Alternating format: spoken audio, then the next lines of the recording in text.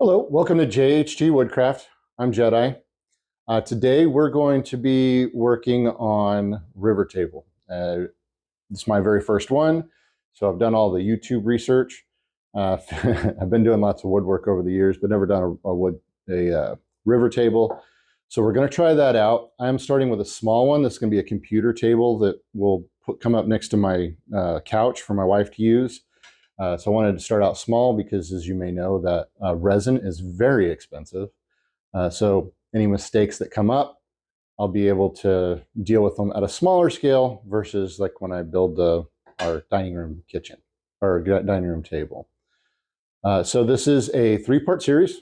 First one will be the base or the forms and how that's made. Make sure you're able to get the table all put together without having resin everywhere and trying to take in a lot of the mistakes that other people have made and learn from that. Second part will be building the table itself. And so that's really what everybody's probably here for. So if you don't care about the forums and just want to see the table, jump to that. And then the third part is the stand, which is a all wood adjustable side table stand for, like I said, for computer, or if you just want to have your snacks or whatnot at the couch. So really appreciate you being here. Don't forget to like and subscribe, and let's get started.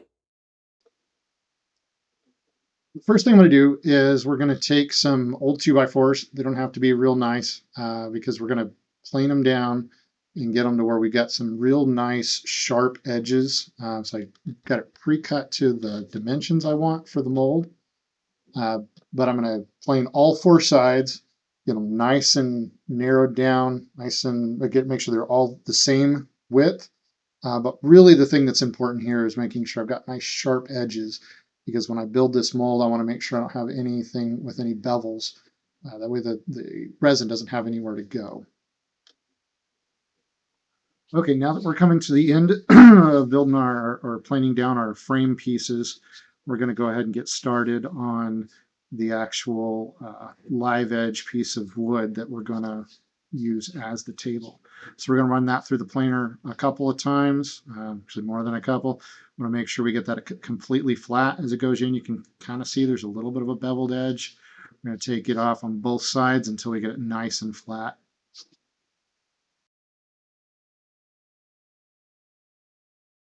Now with the live edge material, we do need to go through and remove the bark. This is one of those areas that, as I was doing my research on resin, I really like the bark look and would rather prefer that be in the table. But since I'm not going to have any kind of underlying surface for this table, I really need that resin to adhere very, very well to the wood. So in order to do that, we have to remove all of that bark because, as you can see, some of it is coming off very, very easy. Use a dull chisel to do this, or you might be able to use a putty knife or a painter's knife, or even a plastic knife. And as you can see, this piece right here came off really nicely. You don't want that to be where your resin is adhering, because then you go to move the table and all of a sudden the whole thing pops off. So after all the bark's off, I go ahead and hit it with a sanding wheel. This is made out of nylon fibers. You get to learn.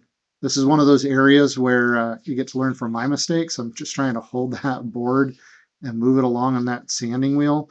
And you'll notice the thing's kind of moving around on me. It doesn't like to hold still. And so I got to thinking about it. No, you know what? I can do this a better way. So just go ahead and make a jig, connect it up with some clamps, and that'll hold it nice and tight.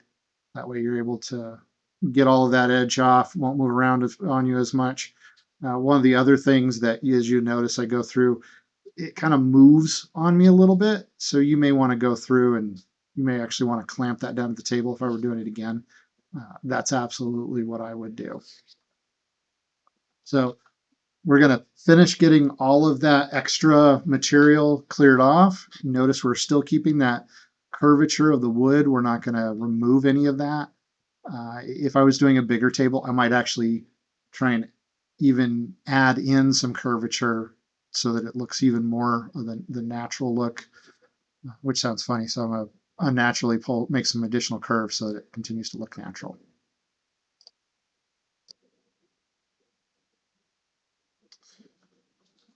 All right, the next thing we need to do is we're going to cut the base that we're going to use for the mold. So it's just some 3/4 MDF. Always safety first, so especially with my older heavy duty table saw there. Make sure you got safety glasses, and I love my little ripping tool there. All right, so now we got the rip done for the mold, and we're going to go ahead and cut that down to size so that we've got the right length as well.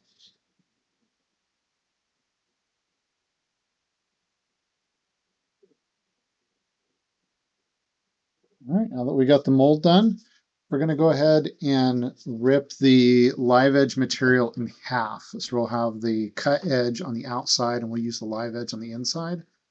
The way I'm going to do this is just kind of measuring roughly where the center is on both sides, and then we'll just put a line across. You see me there with that straight edge, and then use the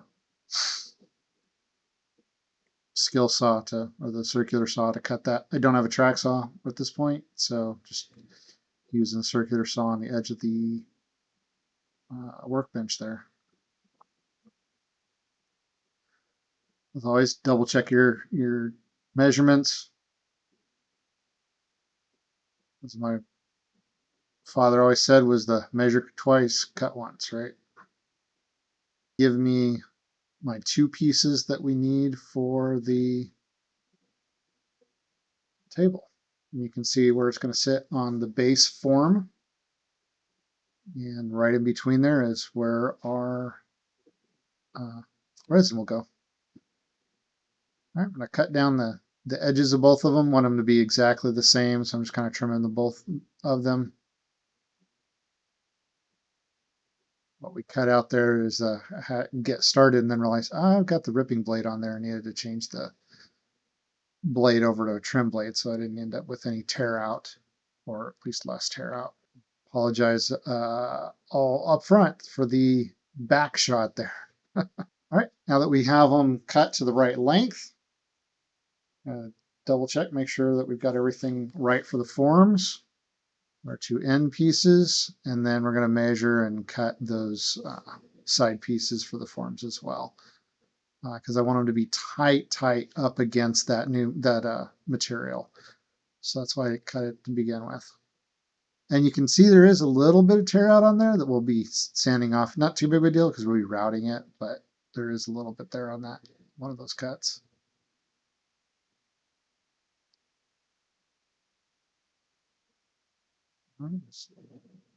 Got to make sure the measurements are right.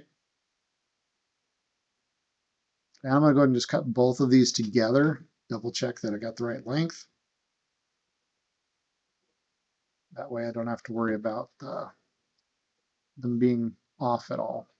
Let's take those, make sure everything looks good, clean it up. One of the things that I learned with this is you want to make sure you have no dust on any of this, both for the prep, so that you don't have any areas where our tack tape is going to be sticking, and also we're going to do it again after I get the tape down.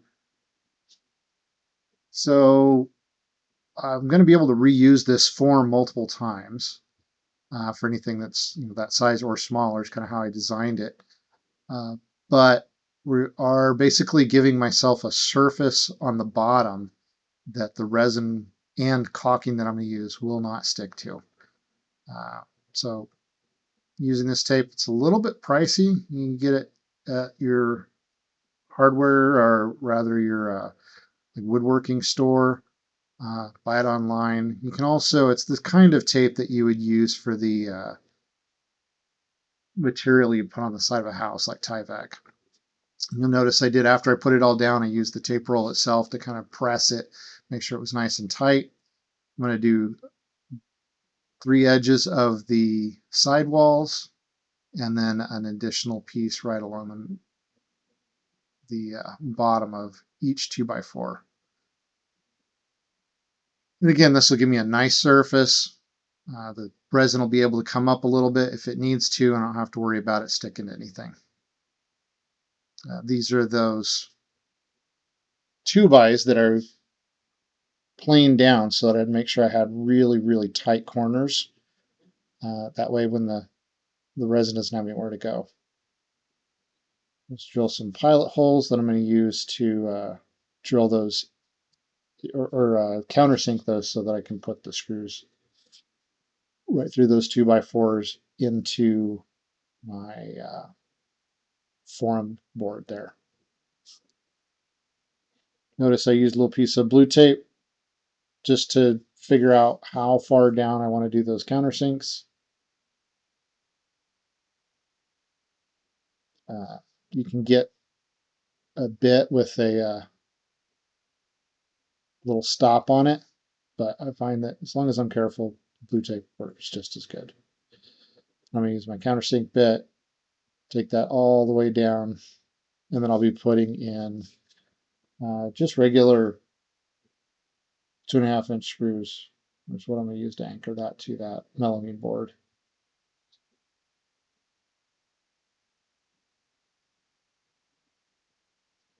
There's a couple ways I could have done that. Could have gone from the bottom, but I didn't want to have any blowout where I had the tape.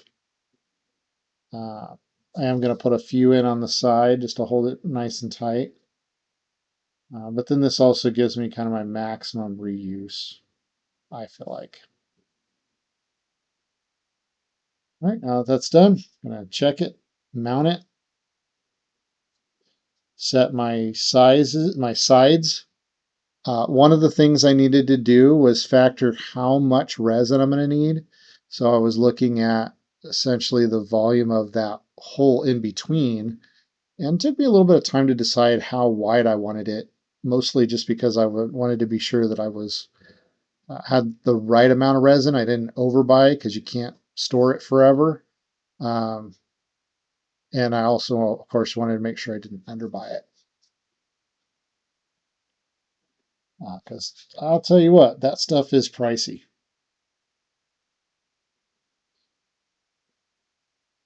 All right, we just about got that set up. Put a few screws in and get all of that fastened down. All right, now that the form is done, the next thing we're going to do is, again, vacuum it. Like I said, you want to make sure it's nice and clean. You don't want to have any fragments in there. You don't want any dust, nothing. So I want to make sure it's completely clean. And then I'm going to put a bead of caulk in every single corner. I'm going to do this both inside and outside. And on this, you want to make sure that not only do you put the caulk all along it, but then you also want to press it into those corners. Because one thing I've learned as I was doing my research on this is one of the biggest problems that people end up with is not sealing this form real well, and you end up with resin all over the place. And that's not a mess I want to clean up. And it's not a mess I want to pay for. So I'm going to caulk it and press it in, just using actually one of my little metal business cards there to push that into the corners.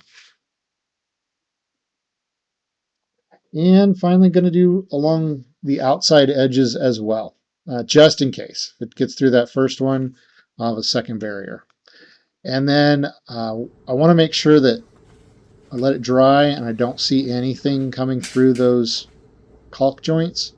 So turned off the light, run my flashlight all along it, looking for any light to just shine right through. And it's looking good. So I'm not too worried about any resin coming out of it. So now we're getting ready to get the form ready for the resin. Again, another recommendation just to make sure, be sure about it, was to use some plastic around the form, and I'll be able to use this to catch if there's any any resin that comes out if it blows out one of our caulk joints or something like that. At least the mess would be contained. And then I also have my paper there that I use to protect my work surface. So just going to lay it on there, and then I'm going to just tape over the edges, and this gives me, again, that extra barrier. Quick and easy, fairly cheap. At least this part of it is. All right, one of the areas that a lot of people, of course, recommend that you make sure is that you don't have, that your form is completely level. Because if it's not exactly level, what will end up happening is your resin is going to float into different areas, and you want it to stay nice and straight. And so we check both sides of the form, both directions, and then I'm also going to put caulk all along the edge of the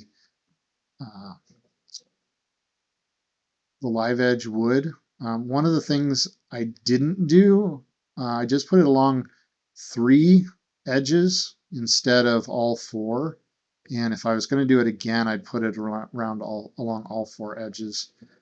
There was some seepage around the wood, and I'm planing it all off anyway. So it wasn't a huge deal, but it did add a little additional labor because I had to get all that extra material off.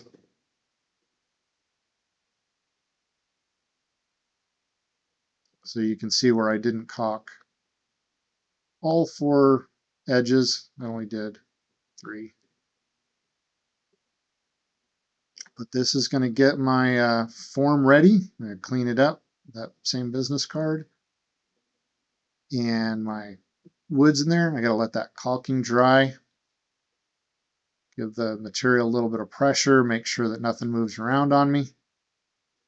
And as I'm thinking about it, I think I want to go the other direction. So we're going to go lengthwise instead of across. That lets me hold on to that material, make sure it doesn't go anywhere. And then I also got these nice little press down clamps from Rockler. Again, not a sponsor yet anyway. Hopefully maybe one day. They have some really great tools, and they always have, there's always something I'll end up picking up that I didn't realize I needed until I get there and realize, oh, nope, that definitely is going to be super helpful. So these they actually had right up front, and but they were something I was looking for, something I did need, because I want to push down that wood, make sure it doesn't go anywhere. You'll notice that my little block is also covered in tape. That way, if the resin comes up and goes around that block, it doesn't stick that block to my work surface. All right, now I got to just let it dry. Clean that up, and then we're gonna pick it up the next day to do our resin. If you made it to the end, thank you for hanging out and watching our video on building a resin table form. Hopefully you learned some things. I know I definitely did during the process. Please don't forget to like and subscribe. And if there's anything you want built custom for you, just let us know. Go to JHGWoodCraft or check out any of our social media. Until then, have a great day.